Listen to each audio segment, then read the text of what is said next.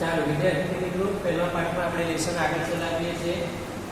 હવે જેટલું લેસન ચાલેલું એનાથી આગળ એનો આગળનો મુદ્દો જે છે એ રાજપૂત યુગની શાસન વ્યવસ્થા.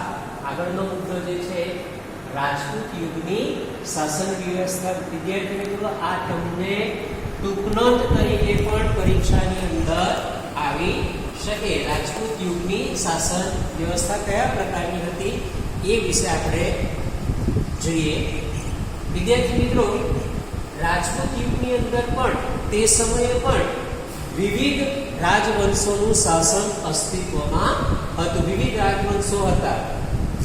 રાજ્યવંશની અંદર તો ઘણા બધા પરિવર્તનો આવ્યા, ઘણા બધા ફેરફારો આવ્યા, પણ એની જે રાજનીતિક પરિસ્થિતિ હતી એ રાજનીતિક પરિસ્થિતિની અંદર ઝાઝો ફેરફાર થયો નહીં, કોઈ પરિવર્તન આવ્યા નહીં. એટલે કે આગળની જે રાજકીય પરંપરા હતી એ જ પ્રકારની પરંપરા રાજપૂત યુગની અંદર પણ હતી એવું કહી શકાય.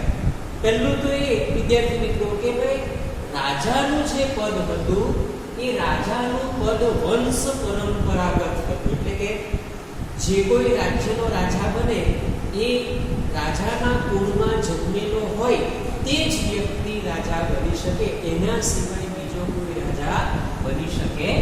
એટલે રાજાનું પદ વંશ પરંપરાગત હતું.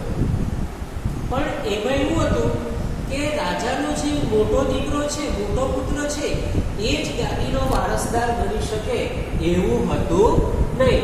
રાજા પોતાના જે દીકરાઓ હોય, પોતાના જે પુત્ર હોય, એ પુત્રમાંથી કોઈ એકને યુવરાજ તરીકે પસંદ કરતા, યુવરાજ બનાવતા, અને જે યુવરાજ બને, યુવરાજ તરીકે પસંદ કરેલા હોય એ યુવરાજ બનતો, તે રાજ્યનો રાજા બનતો. સાથે સાથે વિદ્યાર્થી મિત્રો, એવું પણ નથી કે કેટલાક રાજ્યોની અંદર જે રાજાની પસંદગી, એ રાજાની પસંદગી લોકો કરતા, અથવા તો રાજ્યની રાજ દરબારીઓ જે હતા, મંત્રીઓ જે હતા, એ લોકો રાજ દરબારીઓ, મંત્રીઓ પણ રાજાની પસંદગી કરતા હતા. દાખલા તરીકે આપણે ઉદાહરણ લઈએ તો કાશ્મીરનો જે રાજા હતો યશસ્કર, એ કાશ્મીરના રાજા યશસ્કરની નિમણૂક યાની જે બ્રાહ્મણોની મંડળી, બ્રાહ્મણોની જે સભા, એ બ્રાહ્મણોની મંડળીએ, બ્રાહ્મણોની સભાએ કાશ્મીરના રાજા યશસ્કરની પસંદગી કરેલી. એટલે આજની જે લોકશાહી પદ્ધતિ છે એવી લોકશાહી તે સમયે પણ હતી એવું આપણે કહી શકીએ. હવે તે સમયે વિદ્યાર્થી મિત્રો, જે મંત્રીઓ બનાવવામાં આવતા, એ મંત્રીઓના જે પ્રકાર હતા એ મંત્રીઓના બે પ્રકાર હતા. એક તો અમાત્ય અને બીજા સચિવ. એટલે તમને એવો એક વાક્યની અંદર સવાલ પૂછાય કે ભાઈ રાજપૂત યુગની રાજ્ય વ્યવસ્થામાં મંત્રીઓના કેટલા પ્રકાર હતા? તો બે પ્રકાર હતા. કયા કયા? તો કે અમાત્ય અને સચિવ. આ અમાત્યનું કામ શું? તો કે અમાત્ય જે હતો એને બીજા રાજ્યો સાથે મંત્રણા કરવાનું, બીજા રાજ્યો સાથે રાજનીતિ કરવાનું. એટલે કે અમાત્યનું કામ મંત્રણા અને રાજનીતિ કરવાનું હતું. ત્યાર પછીનું બીજું પદ જે છે સચિવ. તો સચિવનું કામ શું હતું? તો કે ભાઈ સચિવે રાજ્યો સાથે લડાઈ કરવાની, એનું પ્લાનિંગ કરવાનું લડાઈની, અથવા તો કોઈ રાજ્ય સાથે સુલેહ શાંતિ કરવાની, સમાધાન કરવાનું, એ કામ આ સચિવનું હતું. એટલે બે અમાત્ય અને સચિવ આ બે મુખ્ય પદો હતા. પણ જે કોઈ આ બધા એ હતા ખરા, પણ દરેક નિર્ણયની અંદર છેલ્લો નિર્ણય, અંતિમ નિર્ણય તો રાજાનો જ હતો. એટલે કે કોઈ પણ અંતિમ નિર્ણય તો રાજા જ હતો, રાજાનો નિર્ણય આખરી ગણાતો હતો. એ સિવાય પણ કેટલાક એવા પદો રાજપૂત યુગની અંદર હતા. એવા પદો કયા કયા? તો કે એક તો મહાપ્રતિહાર. આ વિદ્યાર્થી મિત્રો યાદ રાખવાનું કે મહાપ્રતિહાર, એ મહાપ્રતિહાર એ પણ એક પદ હતું. અને બીજું હતું દંડનાયક.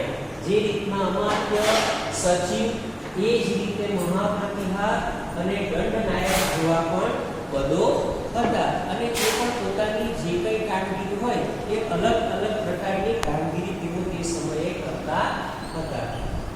એ લોકોના જે નગરો હોય તે સમયે પણ ઘણા બધા રાજકોટની અંદર પણ ઘણા બધા નગરો હતા. તો એ નગર એટલે શહેર અત્યારે એ નગરોનો જે વડો હતો એને નગરપતિ તરીકે ઓળખવામાં આવતો હતો. નગરના વડાને નગરપતિ તરીકે ઓળખવામાં આવતો. નગરની સાથે સાથે વિદ્યાર્થી મિત્રો રાજપૂત યુગની અંદર જે ગ્રામીણ સંસ્થાઓ હતી એટલે કે ગ્રામ પંચાયત, એ ગ્રામીણ સંસ્થાઓનું પણ એ સમયે વિશેષ યોગદાન હતું, વિશેષ મહત્વ હતું. એક પ્રજાસત્તાક જેવું સંસ્થાઓ આ ગ્રામીણ સંસ્થાઓ હતી. પ્રજાસત્તાક પણ ભોગવતી એવી ગ્રામીણ સંસ્થાઓ હતી. અને આવી સરસ ગ્રામીણ સંસ્થાઓ હોવાને કારણે એ મુગલોના સમયની અંદર પણ મુગલ કાળની અંદર પણ એ સંસ્થાઓનું મહત્વ રહ્યું હતું. હવે એ ગ્રામ પંચાયત ગ્રામીણ સંસ્થાઓમાં એક હતી ગ્રામ પંચાયત. ગ્રામ પંચાયતનો જે વડો તો તે સમયે મુખી કહેવાતો અથવા તો સરપંચ તરીકે એને ઓળખવામાં આવતો હતો. મુખી અથવા તો સરપંચ તરીકે એને ઓળખવામાં આવતો. હવે આ જે ગ્રામ પંચાયત છે મેં તમને પેલી પ્રજાસત્તાક જેવી આ સંસ્થાઓ, તો એ ગામની અંદર ન્યાય આપવાનું કામ, એનું બધું જ કામ આ ગ્રામ પંચાયત કરતી હતી. ગ્રામ સભા એની ગ્રામ પંચાયતની બીજી સંસ્થા હતી એ ગ્રામ સભા. તો એ ગ્રામ સભા એના ચૂંટાયેલા જે સભ્યો હોય તેમાંથી ગ્રામ સભા બનતી અને એ ન્યાય આપવાનું કામ પણ એ કરતી હતી. પણ રાજ્યની અંદર ન્યાય આપવાનું કામ રાજાના સિરે હતું. એટલે ન્યાયનો વડો પણ રાજપૂત યુગની અંદર રાજા જ હતો. એટલે પેલો આખરી નિર્ણય રાજા પાસે, તો ન્યાય આપવાની કામ પણ એની સત્તા પણ રાજા પાસે હતી. હવે તે સમયનો વેપાર વાણિજ્ય કયા પ્રકારનું હતું? રાજપૂત યુગની શાસન વ્યવસ્થા પૂરી થઈ, ત્યાર પછી આવે છે વેપાર વાણિજ્ય. તો કે ભાઈ રાજ્યની અંદર રાજપૂત યુગની અંદર વેપાર કરવા માટે એક અલગ વિભાગની રચના કરવામાં આવતી હતી અને એ વિભાગ આવું રાજ્યનો વાણિજ્ય વ્યવહાર સંભાળતો હતો. હવે જે અલગ વિભાગની રચના કરેલી એનું કામ શું? તો કે ભાઈ તેનું કામ વિદેશના વેપાર ઉપર દેખરેખ રાખવાનું કામ. જો બરાબર સમજજો, વિદેશમાં એટલે કે આપણા દેશમાંથી બીજા દેશમાં કોઈ પણ પ્રકારનો વેપાર થાય તો તેના ઉપર દેખરેખ રાખવાનું કામ આપેલો અલગ વિભાગ જે હતો એનું કામ. ત્યાર પછી બીજું જકાતની વસૂલાત કરવાનું કામ પણ એના સિરે હતું.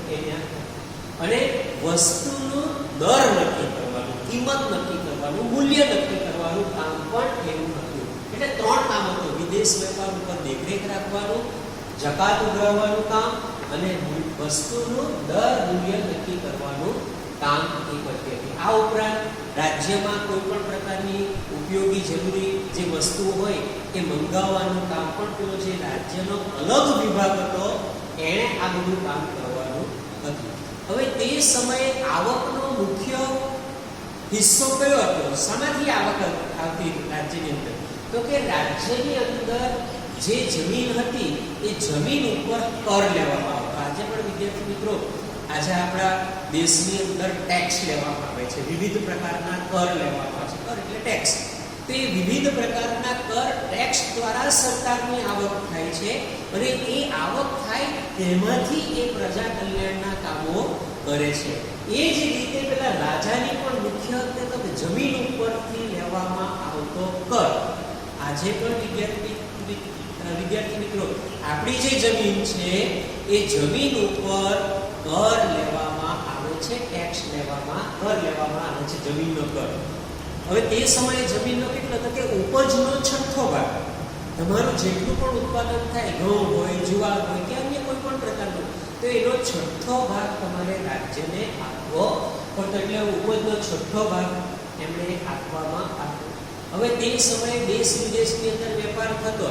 આજે કંડલા બંદર છે, ભાવનગર બંદર છે, બીજા બંદરો છે. એ જ રીતે તે સમયે વેપારના રાજપૂત યુગની આપણે વાત કરીએ છીએ, એટલે કે 8મી સદીથી 12મી સદી સુધીનો તો વેપાર કર્યા. દરિયા પાર એટલે કે દરિયાની બીજે પાર વેપાર કરવા માટેના ગુજરાતના 2 બંદરો બહુ જાણીતા હતા. હવે એ 2 બંદરો કયા? તેમાંનું એક છે સ્તંભ તીર્થ. તે સમયનું સ્તંભ તીર્થ આજનું છે ખંભાત, અને બીજું છે ભૃગુકુચ એને ભરૂચ.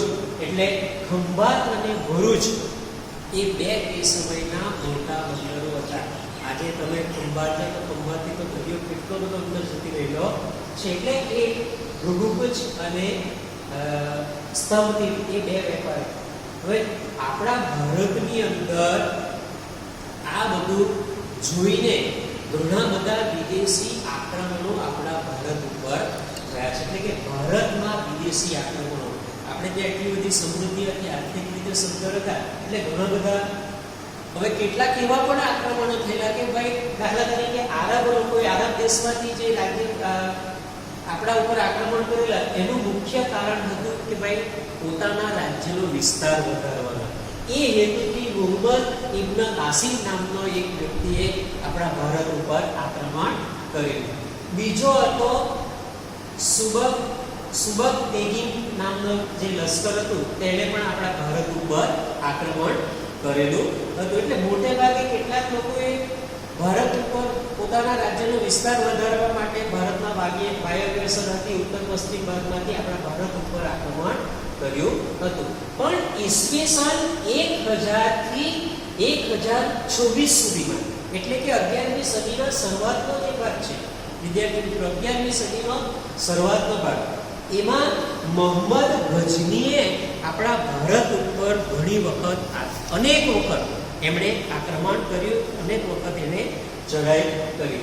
શરૂઆતમાં જે ચઢાઈ કરતો એ ચઢાઈમાં એને ઘણી વખત હાર પણ થયેલી, પણ બીજી વખત એ એટલી તૈયારી કરીને ચઢાઈ કરતો કે એના ઉપર એ વિજય પ્રાપ્ત તાકાતવર બનીને એ આપણા ભારત ઉપર ચઢાઈ કરતો.